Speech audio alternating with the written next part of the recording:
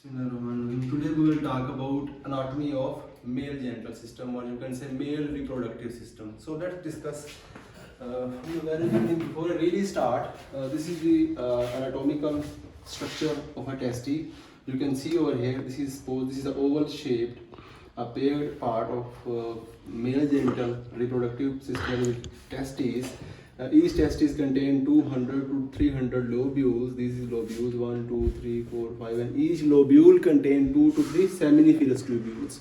And length of the seminiferous tubules is almost 60 centimeter. And then, if we really talk, I'll give you a quick review. Testes are being found within the seminiferous tubules. Seminiferous tubules have different types of cells, spermatogenic cells, which make sperms. Majority of the cells are there. Then we have Sertoli cells and Leydig cells also. The sperms that are being formed within the seminiferous tubules that will enter into rete testes with the help of straight tubules. Straight tubules are 30 in number. And when the sperm came from seminiferous tubules to the rete testes, then sperm will go towards the head or caput of the epididymis through efferent tubules that are 12 or 30 in number. Then sperm now are in the head or caput of the epididymis. From here it will go downward towards the body and then tail of the epididymis, and through duct of epididymis this sperm will enter into a muscular thick walled tube called ductus deferens or vas deferens. This is the vas deferens, you can see. Then vas deferens will go upward, covered by the spermatic cord, and you can see this is that is the lateral view, and that is the anterior view. So this is the urinary bladder, these are the ureters, and this is vas deferens coming at the base of the neck. A little dilated part of the vas deferens called ampulla of vas deferens or ductus deferens.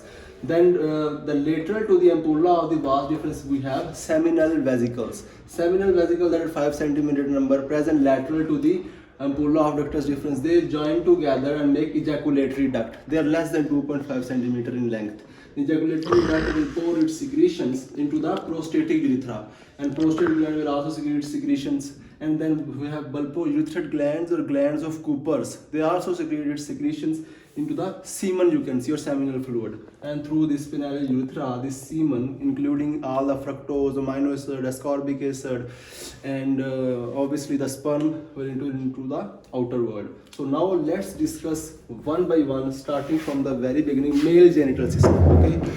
We have two types of male genital system: external genital and internal male genital system.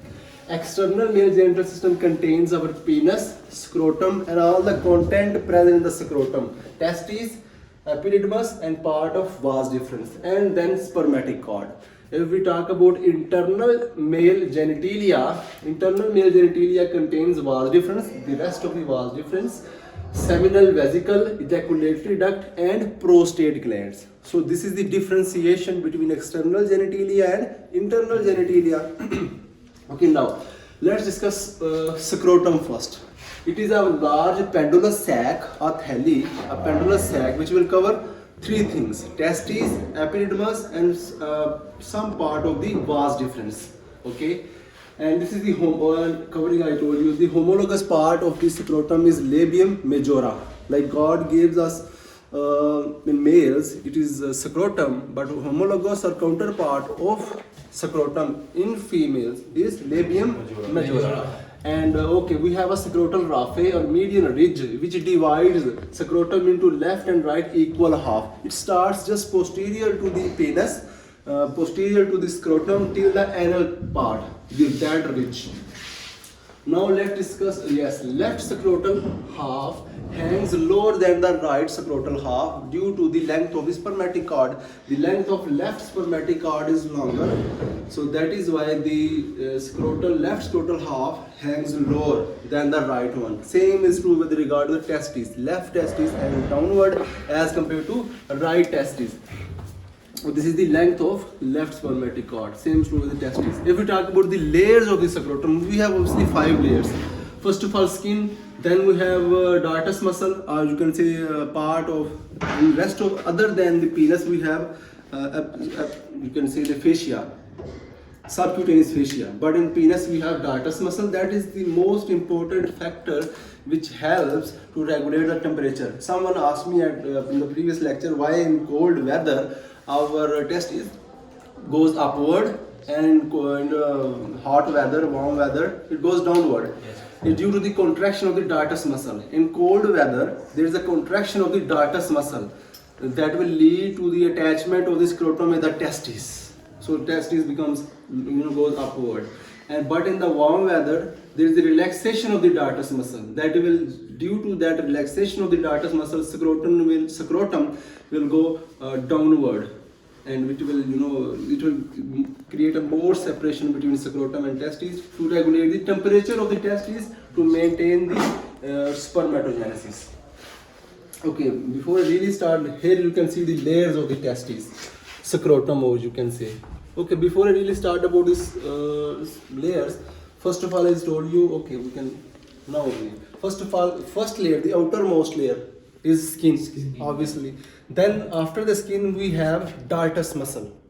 As I told you, this is the main muscle required for the regulation of the temperature. Elevation of the testes in cold weather and depression of the testes in warm weather. This is responsible factor is dartus muscle. Then third layer is external spermatic fascia, which is derived from external oblique muscle. Then we have cremaster muscle. It is derived from internal oblique muscle. Then we have internal spermatic fascia. It is derived from the transverse fascia transversalis. So these are the 5 coverings of the scrotum, which covers the testes, epididymis, and part of vas deferens. Okay, then you can see first of all skin. Then we have dartus muscle, or you can say there is absence of fat in this area. Please remember this thing: absence of fat. Rest of all the body we have skin. Then we subcutaneous fascia. Then we have fat. But in this area we don't have fat. Then as in cold, I told you temperature regulation, I told you third, fourth, fifth layer. Let's discuss the function of the scrotum. Temperature regulation for the spermatogenesis. The temperature of the testes is 3 degrees lesser or lower than the abdominal temperature. That is required for the normal spermatogenesis, sperm formation. Okay, there are some clinical features due to the laxity, the elasticity, looseness of the scrotal layer, scrotum. It is the most common site for edema, dependent edema. Then it is the most common site for sebaceous cyst, because at this site we have increased number of sebaceous gland. So due to increased production of sebum and due to the increased presence of sebaceous gland, this is the most common site for sebaceous cyst. And then there are few abnormal scrotal content. If there is any abnormality of the content which is present in the scrotum, we may have cancer of the testes. We may have hydrocele. We may have varicocele, and we may have spermatocele, and we may have epididymitis.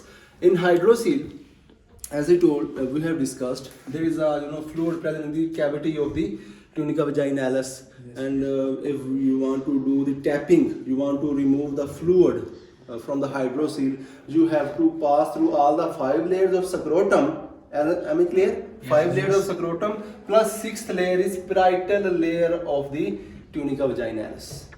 Okay, we will discuss later on. Now let's discuss about testes now. They are the paired organ, ovoid in shape, egg shaped, and production of 2 things. First of all, hormones, testosterone, and production of spermatogenesis. And if we talk about its you can say circumference, it is 3.75 centimeter in length, 2.5 centimeter wide or broad, and 1.8 centimeter its thickness. So this is their length, broadness, and thickness of the testes. Weight of the testes is 10 to 15 gram in adult human being, and it is a male gonad, and homologous part of testes in female is ovary. Okay, and testes are suspended in the scrotum with the help of suspensory ligament. We will discuss 2 ligaments, suspensory ligament, another ligament is derived from the linea alba, and it helpful for the suspension of testes within the scrotum. Then obviously left testis lies lower than the right testis, because the length of left spermatic cord is longer as compared to right. Then in the testis, posterolateral surface of the testis, there is the presence of epididymis, and this is very kind of complicated thing. Remnant of paramesonephric duct You know, it is called appendix of the testes, and there is small oval body attachment with the upper pole of the testes. And remnant of gubernaculum, it makes a scrotal ligament that is required for the scrotal wall attachment with the lower pole of the testes. Let's discuss seminiferous tubules. They are 60 centimeter long, and 0.2 millimeter in diameter, and there are 200 or 300 tubules in one. 200 to 300 lobules, not tubules, lobules, and each lobule contains 2 to 3 seminiferous tubules. We have discussed about the pathway starting from seminiferous tubules from the lobule, going toward the apex, passing through straight sinus, enters into rete testis, then passing through efferent tubules, enter into head of the epididymis, passing through the body and tail and duct of epididymis, it becomes vas deferens. It will go upward. The length of the vas deferens is 45 centimeter, and it will enter into the base of the neck, base of the urinary bladder, and medial to the seminal vesicle. There is a not abnormal, it's a normal dilatation called ampulla of the ductus deferens, and we have seminal vesicle present over here. They both join together and make ejaculatory duct enter into prostatic urethra. Here, not only the prostate gland enter into its secretion, but also bulbourethral glands or Cooper's gland. And the rest of the pathway you know better than me. Okay, let's discuss the covering of the testes. First of all, there are 3 coverings. If we talk from outside to inside, we have Tunica Vaginalis, Tunica Elbogenia, and Tunica Vasculosa. The number 1 layer, okay, you can see over here, this is Tunica Vaginalis. The outermost layer is parietal layer of the Tunica Vaginalis. This is the cavity of Tunica Vaginalis. Here we have hydrocele, and here you have to tap to remove the fluid from here. And we have visceral layer of Tunica Vaginalis. And inside of the Tunica Vaginalis, we have present a capsule called capsule of Tunica Elbogenia. Okay. Tunica Vaginalis, it is a serous sac formed at the lower pole of the, you can say, processus vaginalis of peritoneum, and Tunica Elbogenia, it is a dense layer of fibrous tissue. Okay, if I can really make you, if there is a hydrocele present over here, and you have to cross how many layers? Again, I will tell you. I'll do like this.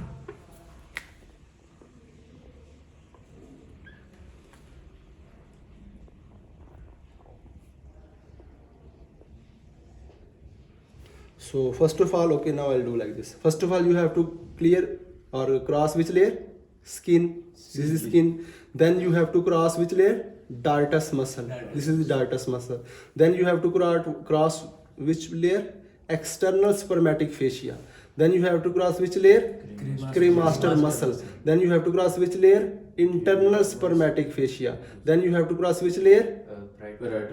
Parietal layer of Tunica Vaginalis. And here we have, you are present in the cavity. Here you will remove the fluid from the testes, or you can say, or from the cavity of the Tunica Vaginalis. So let's discuss further on. Okay, covering of the testes. Okay, first covering, that is called Tunica Vaginalis. It covers all the testes except the posterior part of the testes. This is an exception. If we talk about the second part, second layer, that is called Tunica Elbogenia, it covers all the testes. Posteriorly, there is very thick covering. Thick covering, it is called, you can see over here, this posterior part is very thick, it is called mediastinal testes. And third part is Tunica Vasculosa. Here we have lobules are present, and this is the most vascular part or layer of the testes. Then there are 4 factors which are responsible for the descent of testes. Okay, number 1 factor is differential growth of the body wall. Number 2 is increased intra-abdominal pressure, increased intra-abdominal temperature. Number 3 is obviously the male hormones production, and third one, contraction of the gubernaculum testis, gubernaculum contraction. So these are the 4 factors which are responsible for the descent of testes. Okay, varicocele, hydrocele we have discussed. Hydrocele is followed by orchitis. Whenever we have orchitis, inflammation of testes, it will lead to the hydrocele. And varicocele, this is the dilatation, tortuous and elongation of tympaniform plexus, or you can say venous plexus of the testes, and most commonly present at the left side. Why? There are 3 reasons. Number 1 is increased pressure in the left side. increase compression of the left side, increase blockage. What does mean pressure? Because the left testicular vein drain into left renal vein. On the contrary, right testicular vein enters into directly into inferior vena cava, low pressure system. But left testicular vein drain into left renal vein. Due to the high pressure system, so there are more chances of having left-sided varicocele. Then we have compression and constipation. Increase amount of stress in the sigmoid colon. It will may compress the left testicular vein. It will lead to the left side varicocele. And third one is blockage. Due to the renal vein blockage, it will block eventually the left testicular vein. So it will lead to the left-sided varicocele. So let's discuss some clinical features. Then we will talk about epididymis. The clinical feature related to the testes. If there is absence of unilateral testes, if there is an absence of right testis or left testes, it is called monorchism. And if there is absence of both testes, that is called anorchism, okay, or absence of bilateral testes. And if there is undescended testes, this is also called cryptorchidism. So if there is any factor, any of the four factors we have discussed, any problem in there, the condition is called cryptorchidism or undescended testes. Testes will stay up in the abdominal part only. Then we have ectopic testes also. Like we have discussed the ectopic pregnancy. We have ectopic testes also. Testes are not present in the scrotum. They may be present in the thigh, maybe in the abdominal part, pelvic part, or some inguinal canal, deep inguinal ring, or superficial inguinal ring. So if there is an absence, or you can say abnormal location of the testes other than the scrotum, that is called ectopic testes. You know, if there is a pregnancy, or you can say the fetus attached not only into the uterus, maybe to the fallopian tube or ovary or the abdominal part, that is called ectopic pregnancy. And here we have ectopic testes. Then we have hermaphroditism or intersex, where a person have a male sexual organs as well as female sexual organs. But we have another feature called pseudo hermaphroditism, in which, for example, in female, a person having a internal genitalia of male but externally looks like female. Or maybe internal genitalia is having female internal genitalia and looks like male. And secondary sexual characters like hairs in the chest, under armpit, and voice is very heavy and muscular body. This is called pseudo hermaphroditism. Okay, there are two clinical features related to the testes. Let's discuss epididymis. Epididymis is 20 feet or 5 meters in length, having three parts: head, body, and tail. It is coma-shaped part, and it is very coiled part. Because we know it is 20 feet, so due to the coiled nature of this part, it looks like very small, present posterolateral to the testes. It is a reservoir of the sperms. Sperms are being found by the seminiferous tubules and being reserved in the epididymis. And it is required for the motility of the sperm, the movement of the sperm.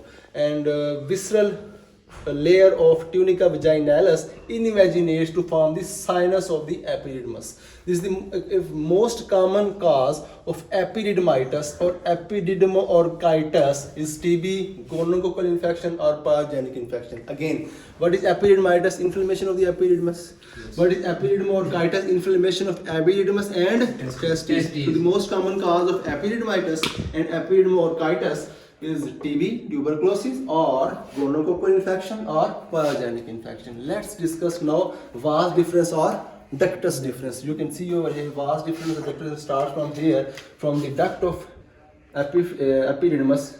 So ductus deferens is 45 centimeter long. It is a thick-walled muscular tube or thick muscular tube. Okay, for family planning, not only female have to suffer, male may sacrifice, like vasectomy. We cut the vas deferens or ductus deferens in order to have a family planning. But please don't forget that vasectomy, if you cut the vas deferens over here, you need is a very minor surgery. Just you give a local anesthesia and just posterior to the posterior, just inferior to the penis, and central part of the testes, we give a cut and we remove, we ligate the vas deferens. But due to ligation of the vas deferens, there is no problem in the hormones. Hormones will be normal. And at the end of the lecture, you may ask the question.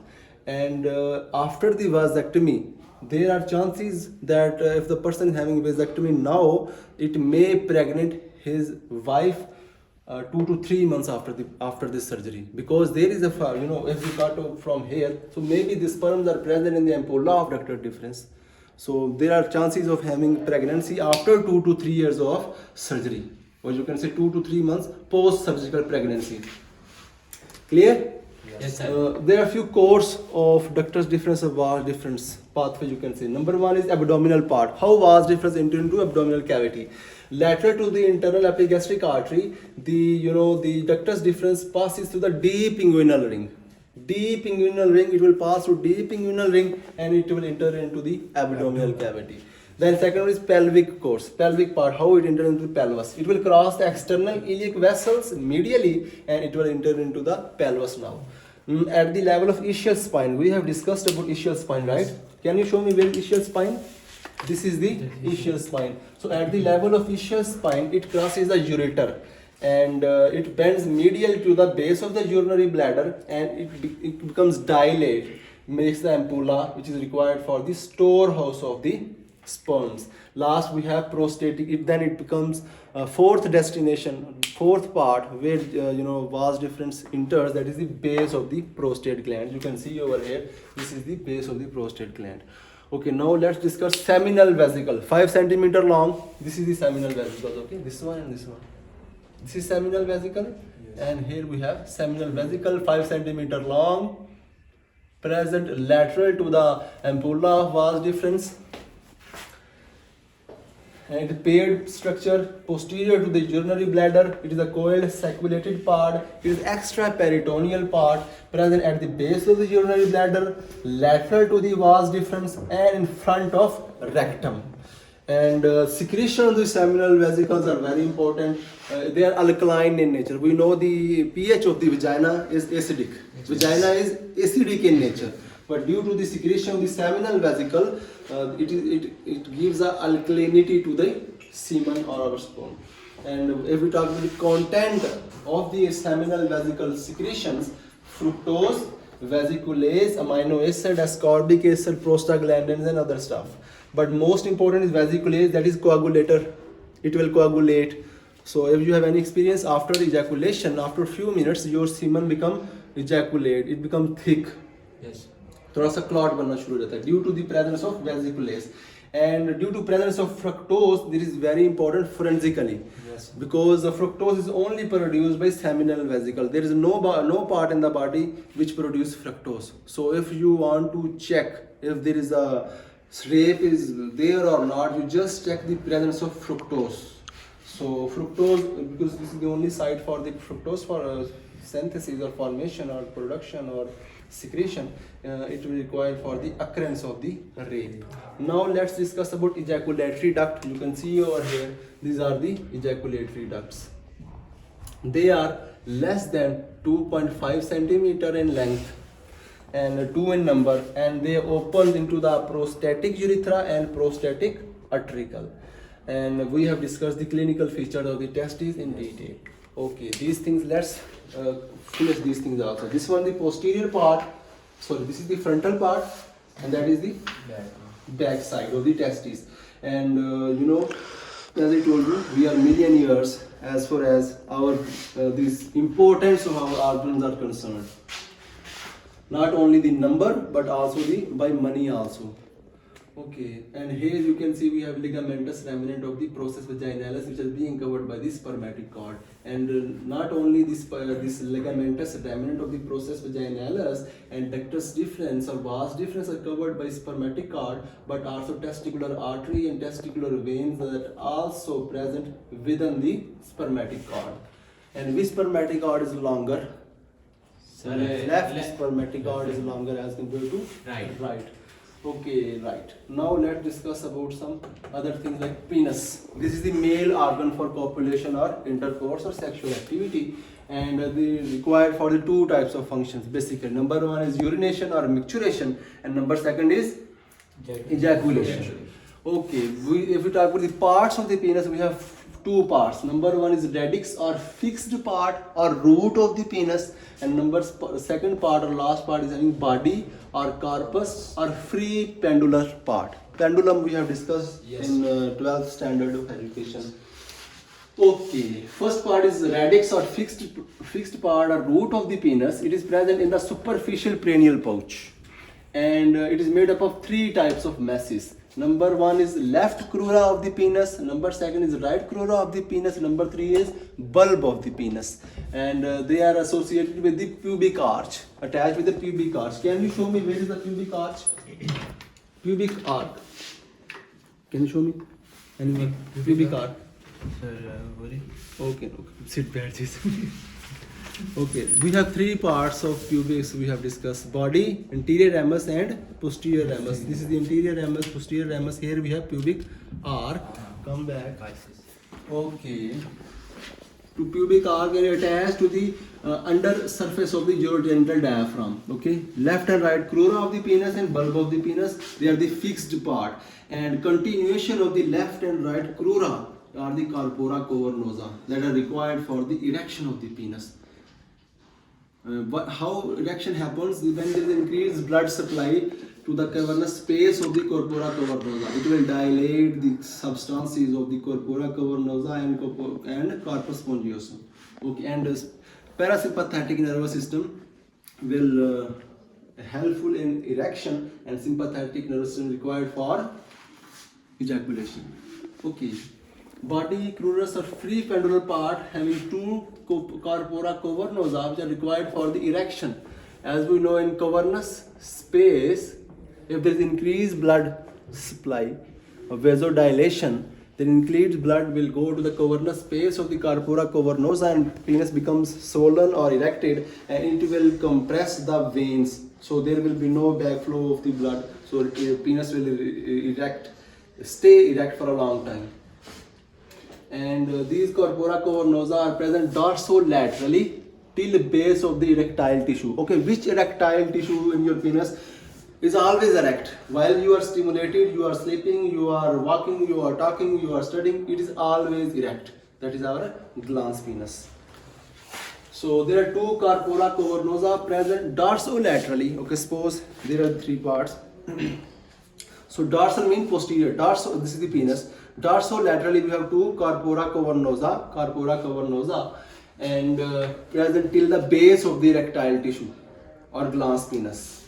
And then second part is corpus spongiosum, which invest our urethra and present ventrally and terminate distally in the erectile tissue. You can see this is the corpus spongiosum present ventrally, and here too we have corpora cavernosa present posterolaterally, and this one is ventrally. And this part, the corpus spongiosum part, terminates in the erectile tissue or the glans penis. Okay, these three layers, for example, these corpora cavernosa present posterolaterally and this corpus spongiosum are being surrounded by a deep fascia called buccal fascia. Okay. And but surrounded by the deep facial sheath called buccal fascia, and there is a prepuce or foreskin of the penis. It's a hood-like skin fold, which covers and connects with the erectile tissue or glans penis, and just below the urethral orifice attached by a fold called frenulum. If you can see, it is a prepuce or foreskin. It is a hood-like skin fold which covers the glans penis and attached just posteriorly with the urethra with the help of a fold called frenulum, just like our tongue. Yes, sir. See, we can, as I told you, frenulum present in our tongue also. Stabilize the tongue. It stabilizes the tongue, anchors the tongue. It is a layer of the mucous membrane. You can see. Same is true with the frenulum of the penis also.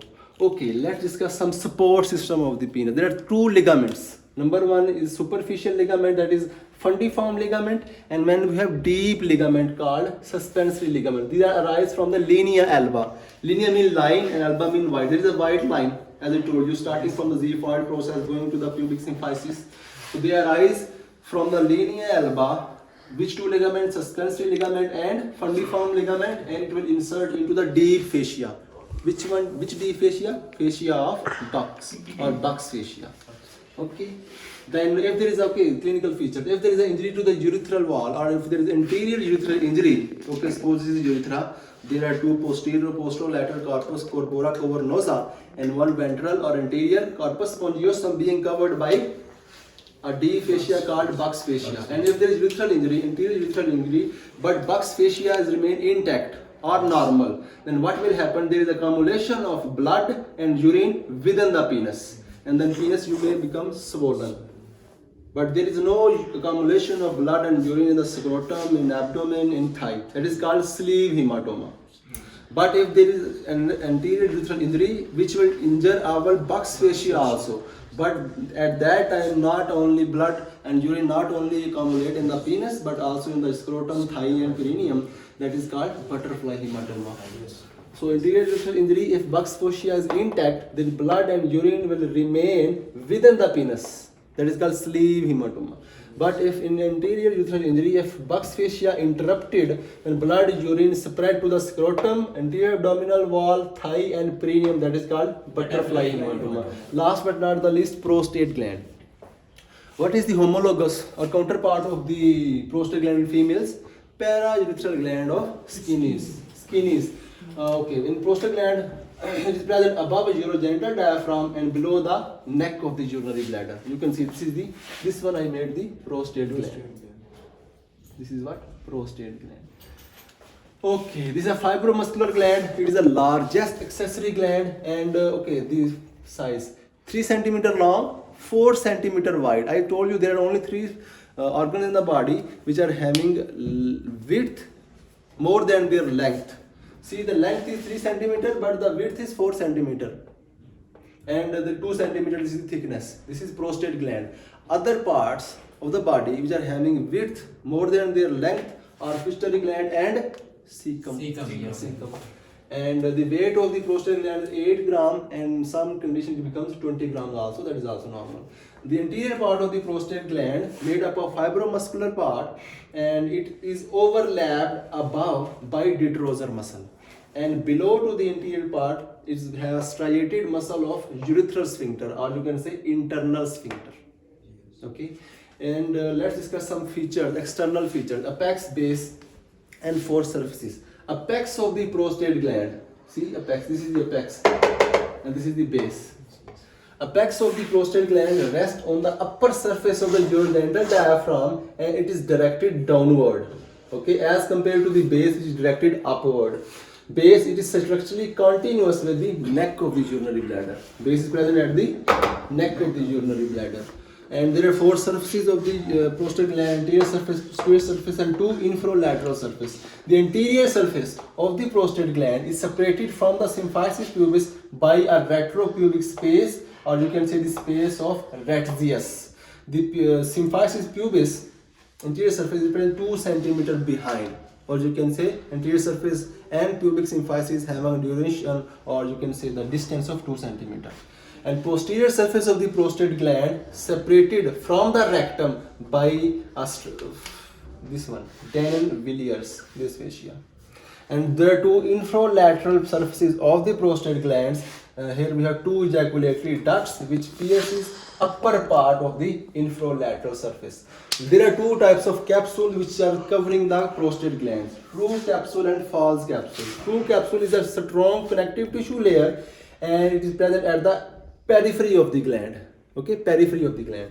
But false capsule is a condensation of the pelvic fascia. It covers the posterior part and it is avascular, and it is found by the retrovesicular fascia of the Dennin-Villiers. Okay, and in between these true and false capsule of the, in between these 2 layers, there is a venous plexus present over here. Okay, now let's discuss some few lobes and few zones. There are 5 lobes of the prostate glands and 3 zones of the prostate glands. Okay, 5 lobes. Number 1 is anterior lobe, posterior lobe, median lobe and 2 lateral lobes that are the largest lobes. Then we have 3 zones: peripheral zone, periurethral zone and central zone. Peripheral zone of the prostate gland is most common site of prostatic cancer. The periurethral zone of the prostate gland is most common site for benign prostate hypertrophy. This is the senile or you can say old age enlargement of the prostate gland. When the person is more than 50 years of age, then there are chances of having BPH. And BPH, most common site is periurethral zone of prostate glands. Okay, let's discuss some digital per rectal examination. Digital mean with our digits. Per rectal mean we will examine the rectum. We will having a surgical gloves and we will go through the rectum, or you can see anal canal, and in order to assess the prostate gland. We are not doing something else. We are not doing this per rectal examination for constipation or to diagnose any anal fissure or any kind of pathology. We are trying to palpate the prostate gland. And what you can do, if you just insert your finger, obviously after putting gloves and lidocaine gel, when you put the finger into the anal canal, into the rectum, you have to go through the anterior surface of the rectum, and then you can feel the posterior part of the prostate gland. This is the main thing. Anterior part of the rectum, you will feel and palpate the posterior surface of the prostate gland, and it is required for the pathology of the rectum and pathology of the anus or anal canal. Last but not the least, the inflammation of the prostate is called prostatitis or prostatitis. There is acute and chronic. Acute, it is secondary due to the gonococcal urethritis, and chronic inflammation secondary to the TB of urinary bladder, epididymis and seminal vesicles. So these are the things we have discussed in detail about male reproductive system. And is there anything I missed? You may ask. This is the one of the testes I made. Okay, and here you can have a you can see median ridge or a scrotal raphe, which will divide the right and left scrotum. Left scrotum half is lower as compared to right due to the enlargement or longer length of the left spermatic cord. Spermatic cord extension or made up of vas deferens that not only covers the vas deferens but also covers the ligamentous remnant of the processus vaginalis, but also covers the testicular artery and testicular veins. So these are the things we have discussed in detail. Okay. If I make this is the interior part, right? Very quickly. Okay. If I make testes over here, see, this is the testes, and here we have penis like this. Suppose. Okay. Here we have testes. Obviously, we will have lobules. From the lobules, which structure is present in the lobules? Seminiferous tubules. Okay, from the seminiferous tubule, with the help of straight lobules, it becomes rete testis. Rete testis will emerge through the upper pole of the testis and becomes different tubules to epididymis. It becomes epididymis, head of epididymis, body and tail, and from the tail it becomes a vas deferens. Vas deferens will go upward like this. Yes. And here we have our main part that is called urinary bladder. Okay, we'll do like this. Urinary bladder. And this vas deferens will go upward like this, and from here the posterior part of urinary bladder, it becomes joins with the prostate gland. Yes. And from the prostate gland we will have a membranous. Okay, from the prostate gland we have prostatic urethra. It becomes membranous urethra and then becomes penile urethra. It's like that. Okay, if I can make, this is left kidney and right kidney, like this. Yes. Renal pelvis, ureter, like this. And from this is urinary bladder, and this is what? Urination. Yes. And then after for ejaculation, and the person is parasympathetic nervous system, rest and digest, doing romance with his wife, obviously, and is having erection. And after the erection, there is a transient short period of sympathetic nervous system in which the person have to face the ejaculation period. Not only the heart rate will increase, but also the respiration rate and other things also. So the sperm from the lobules enter into the straight lobules, will enter into the rete testes, will enter into the efferent tubules, will enter into the head of epididymis, then enter into the body and tail and vas deferens. And then vas deferens will go upward like this. See, upward abdominal part, you can say, then pelvic part, then ischial spine, then prostatic part, and here it will pour its secretion into the prostatic urethra along with the seminal vesicles, because seminal vesicles and ampulla of the ductus deferens, they will join together and make ejaculatory duct. Okay, and the secretion of the prostate glands, they give the milky white appearance to the semen, and secretion of the seminal vesicles give alkalinity to the semen. So that was something about male reproductive system. Is there any question? In normal sexual contact, in seminal vesicle tubules, there is secretion of Seminiferous fructose. tubules. Here your seminiferous tubules. Yes, there is secretion of fructose or not. Fructose are being secreted by seminal vesicles are present. Yes. What is the question again? Normal contact में sexual contact में fructose की secretion होगी या नहीं? देखिए, this normal secretion of the seminal vesicles are fructose, amino acid, ascorbic acid, and all these things. So they will being produced by seminal sir vesicle. फिर कैसे पता चलेगा कि ये रेप हुआ है या बस?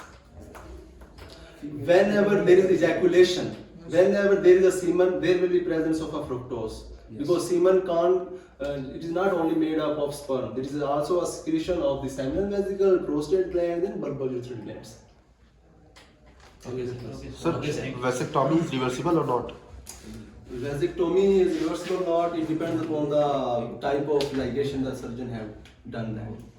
Okay, sir. All things are clear. Okay, thank you, sir.